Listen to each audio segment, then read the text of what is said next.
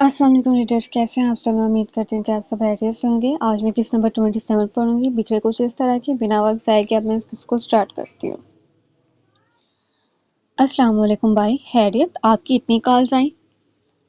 مراد اپنے بھائی سے پوچھنے لگا، کیونکہ جب وہ کال کر رہے تھے تب وہ میٹنگ میں مصروف تھا۔ مگر گھر کب آ رہے ہو تم؟ اس کے کانوں میں اپنے بھائی کی آواز گونجی، یقیناً کچھ تھا اس کی آواز میں۔ یہ کوئی 3-4 دن تک؟ کیوں، خیریت؟ وہ اپنے بھائی سے پوچھنے لگا۔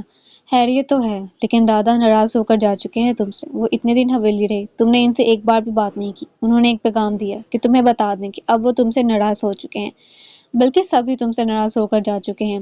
دانیال اسے بتانے لگا کہ گھر کا ماحول کافی الجھا ہوا ہے۔ بھائی میں اتنا مصروف تھا کہ مجھے وقت ہی نہیں مل رہا تھا کہ میں کچھ کروں۔ دادا کافی ناراض ہے مجھ سے، اسے پریشانی لگ چکی تھی کیونکہ اس سے بہت سے لوگ ناراض ہو چکے تھے، وہ تو بہت زیادہ، لیکن تمہیں دیکھتے ہی مجھے لگتا ہے ساتھ ہی ناراضگی بھول جائیں گے۔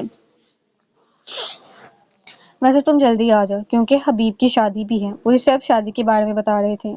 اور کچھ بھائی؟ اور کچھ بھائی؟ ہاں، ایک اور بات، جس لڑکی کو تم ساتھ لے کر گئے ہو، کیا تمہیں نہیں پتا کہ غیر شادی شدہ ملازموں کو ساتھ لے کر نہیں جاتے؟ پچھلے سال بھی بابا اس کی شادی کروانا چاہتے تھے، مگر کوئی مل نہیں رہا تھا لڑکا۔ اب ایک ملا ہے جا کر، وقار، تم جانتے ہو، جو دادا کی حویلی میں ہوتا ہے۔ وہ اسے بتانے لگے، جو خاموشی سے صرف انہیں سن رہا تھا۔ مراد کے دل میں درد اٹھا تھا کسی اور کا نام اس کے ساتھ سن کر۔ سن رہے ہو؟ ہیلو؟ جی میں آپ سے بات کرتا ہوں۔ دانیال بھائی، میری ایک میٹنگ ہے۔ اس نے فون بند کر دیا۔ مراد اپنی آفس کی کرسی پر بیٹھ گیا اور اس کرسی کو ہلانے لگا۔ وہ بہت بڑی مشکل میں پھنس چکا تھا۔ ایک تو انتھا کو اس سے محبت نہیں ہوئی تھی، اور دوسرا وہ فیصلے ایک تھے اب اس کے۔ کیسے اپنے گھر والوں کو بتائے کہ وہ جس لڑکی سے شادی کرنا چاہتا ہے وہ ایک معمولی سی لڑکی ہے جسے کھونا وہ افورڈ نہیں کر سکتا۔ بعض لوگوں کو کھونا ہم افورڈ نہیں کر سکتے کیونکہ ہم ان لوگوں کو دل میں بہت اہمیت دے چکے ہوتے ہیں۔ مسئلہ یہ نہیں تھا کہ وہ دنیا کے سامنے اسے اپنانا نہیں چاہتا تھا، مسئلہ یہ تھا کہ اس کے خاندان والے کبھی اسے اپنانے نہیں دیں گے، کیونکہ نہ وہ اس کے خاندان کی تھی اور نہ وہ کسی امیر باپ کی بیٹی تھی۔ وہ اسے اپنے گھر والوں کے لیے آگے رکھے گا تو اس کے گھر والے اس کو کچھ بھی کر سکتے تھے۔ اسے اپنے گھر والوں کو ساتھ لے کر چلنا تھا۔ اس نے اس کی عزت کی حفاظت کا وعدہ کیا تھا، اس نے اپنی دوستی کی عزت کا وعدہ کیا تھا، اسے اپنا وہ وعدہ بھی نبھانا تھا۔ اب اس سے احساس ہوا تھا کہ وہ ایک مشکل منزل کی تلاش میں نکل پڑا ہے۔ جب کوئی پکارے اس کا نام اپنے لب سے تو ایک شخص دل میں اپنی جگہ کرتا ہے۔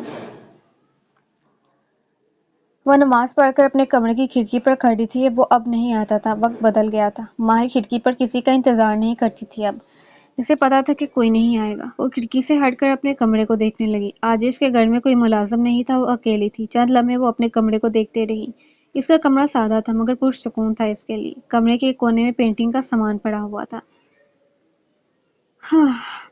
وہ کچھ سوچتے کمرے سے باہر نکل گئی۔ وہ خاموشی سے سیڑھیاں نیچے اترتی ہال کو دیکھنے لگی، جو چھوٹا تھا مگر اچھا تھا۔ اس ہال میں اس کے ہاتھ کی بنی ہوئی پینٹنگز لگی ہوئی تھیں۔ اس کے گھر میں چیزیں کم تھیں مگر سکون تھا۔ اتنا کچھ تھا اس کی زندگی میں سوائے وقت کے۔ تھینک یو اللہ پاک، اتنا سکون دینے کے لیے۔ وہ دل ہی دل میں دعا کرنے لگی۔ صوفے پر پڑا اس کا موبائل ایک دم سے بجنے لگا کہ اس کا وہ فون پکڑ کر اس نمبر کو دیکھا۔ وہ فون پکڑ کر اس نمبر کو دیکھا۔ وہ اس کی قیمتی دوست کی کال تھی۔ جانی، کیسی ہو؟ ایک شور تھا جو ماہی کی آواز میں تھا۔ تم آ رہی ہو گھر؟ کہاں ہو؟ دروازے پر۔ وہ فوراً فون کان کے ساتھ لگائے باہر کو بھاگی کیونکہ دوست آئی تھی اس سے ملنے باہر گھر۔ اس نے گیٹ کو کھولا تو فوراً سے گلے لگا لیا۔ یار تم آ گئی جانی، کیسے نہ آتی یار، تم نے بلایا جو تھا۔ یہ تو ہے، اندر آؤ، باہر کیوں کھڑی ہو؟ وہ دونوں گیٹ بند کر دے اندر کو جانے کو تھے۔ سو جانی جلدی بتاؤ کیا کیا؟ تصویریں کہاں ہیں؟ ماہی اس کا دماغ کھانے لگ چکی تھی۔ یہ لو بہن دیکھ لو۔ وہ فون اس سے پکڑانے لگی۔ ماہی جلدی سے اپنا ڈمپل واضح کرتی اس کے ہاتھ سے فون پکڑنے لگی۔ کچھ دیر تصویریں دیکھنے کے بعد اس کے سامنے ایک تصویر آئی تو وہ جانی سے پوچھنے لگی، بھائی ہے میرا بدتمیز، باز آ جاؤ، مذاق کیا تھا اس دن میں نے۔ جانی اس کے کندھے پر ہاتھ مارتے ہوئے بولی، اوکے اور یہ؟ وہ اس سے اب دوسرے لوگوں کے بارے میں پوچھ رہی تھی کہ یہ کون ہے، یہ کون ہے۔ ماہی جانی کا میٹر گھمانے میں لگ چکی تھی۔ ماہی ساری تصویروں کو ایک بار پھر دیکھنے لگی کہ اچانک ایک تصویر اس کے سامنے آئی جس نے شاید دیکھی ہی نہیں تھی۔ وہ دل کو روکنا چاہتی تھی مگر روک نہیں پا رہی تھی۔ جانی نے ماہی کے چہرے کو دیکھا جو بہت غور سے کسی کو دیکھ رہی تھی۔ یہ زیان حیدر ہے اور ساتھ ان کے بابا۔ کیا ہوا ماہی؟ کچھ نہیں، بس یار دل تو نہیں آ گیا؟ جوڑی تو کوئی نہیں بنتی تیری اور اس کی؟ جانی ماہی کو چھیڑنے لگی، بکواس نہ کرو یار۔ کوئی نہیں یار، میں بتاؤں گی زیان حیدر کو کہ چھوٹی سی بچی کا آپ پر دل آ گیا ہے۔ शर्म करो जानी, मेरे बाप की उम्र का है वो। माही ने इसे टोक दिया था। इसे इस शख्स के लिए ऐसे अल्फाज पसंद नहीं आए थे। कहाँ से लगता है ये बाप तुम्हारा?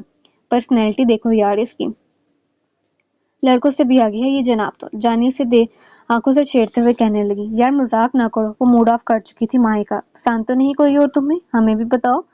वो इसका मूड देखती से तंग करने लगी। कोई नहीं है। वह सर समेत अपनी नजरें भी झुका चुकी थी। शर्माते लग तो रहा है कि कोई है। कौन है? जानी, यार मजाक की हद एक हद होती है, बस करो। हाँ यार, वाकई में मजाक की हद होती है, लेकिन अगर तुम और जयान हैदर साथ खड़े हो तो बड़ी कमाल की जोड़ी हो, बाप बेटी की। जानी से हंसाने लगी और वो हंस भी चुकी थी। तेरे साथ भी बड़ी प्यारी हो, माही कहका लगाती हुई बोली। चलो आगे देखो तस्वीरें। माही जानी से आगे तस्वीरें देखने को कहने लगी और वो मुस्कुराते आगे तस्वीरें देखने लगी। मगर माही की आंखें ज़यान हैदर कैद कर चुकी थी। लबों पर ज़यान हैदर का नाम बाकी था, बस अब इसके। माही से काफ़ी बनाकर दे रही थी क्योंकि वह चाय नहीं पीती थी। घर जाकर जानी ये सारी तस्वीरें मुझे दोबारा सेंड करना, मैंने दोबारा देखनी है। और जानी को काफ़ी पीते झटका दे चुकी थी। क्या यार मेरी प्यारी सिस्टर, तस्वीरें ना हुई, शादी की कोई माहौल हो गया। अच्छा भेज दूंगी, आंखें ना निकालो। वो इसकी आंखें खुद पर देखती हुई बोली। फंक्शन पर जाना तुमने ही या नहीं? जानी माही से पूछने लगी। नहीं, मेरा ही फंक्शन है और तू पूछ रहे कि जाना नहीं? वैसे मुसीबत में डाल दिया है सबके सामने, पियानो बजाऊंगी। मिस माही, आपका फंक्शन नहीं, मंगनी का फंक्शन। वो मुस्कुराती से देख रही थी। जिसने पियानो बजाने का वादा किया था। मजाक न करो यार, कौन कौन आएगा ये भी नहीं पता, बस इतना पता पियानो बजाना है मैंने। यार माही टेंशन न लो, कौन होंगे? घर वाले होंगे, कुछ बाहर वाले, मैं इंतहा और कुछ दोस्त असबाब। तेरे लिए हर चीज मजाक है जानी क्या? माही इसकी बात को सुनते हुए बोली। नहीं मेरा बच्चा, वादा तो निभाना पड़ेगा। वैसे माही तुझे परेशान होने की जरूरत नहीं है। तू तो बंदा मार डालने की ताकत रखती है अपने अंदर। तुझे ना मार डालूं आज जानी? मुझे मारकर जेल जाने का इरादा है क्या तेरा माही? वैसे हम दोनों में से पहले कौन मरेगा? जानी माही से सवाल करने लगी। मुझे लगता है कि सबसे पहले मैं मरूंगी, माही एकदम से बोली। तू कभी नहीं मर सकती, तुम लोगों को मार कर मरोगी। पहले मैं मरूंगी माही, ताकि मेरे पीछे भी कोई रोने वाला होना चाहिए। माही यार, मेरे रोने वालों की तादाद भी तो तूने ही गिननी है सबसे पहले।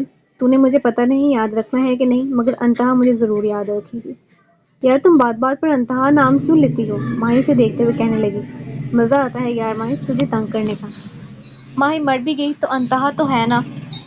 जिस दिन मैं मर गया उस दिन माही भी मर गई, और जिस दिन माही मर गई उस दिन मैं मर गई। जानी यार, या तो तू पागल है या तू मुझे कर रही है, या तो मैं पागल हूँ जिसने तुमसे दोस्ती रखी हुई है, या तू चाहती है कि यहाँ मैं पागल खाने शिफ्ट हो जाऊँ। वैसे माही तेरी जगह है भी वही, तेरी भी वही है।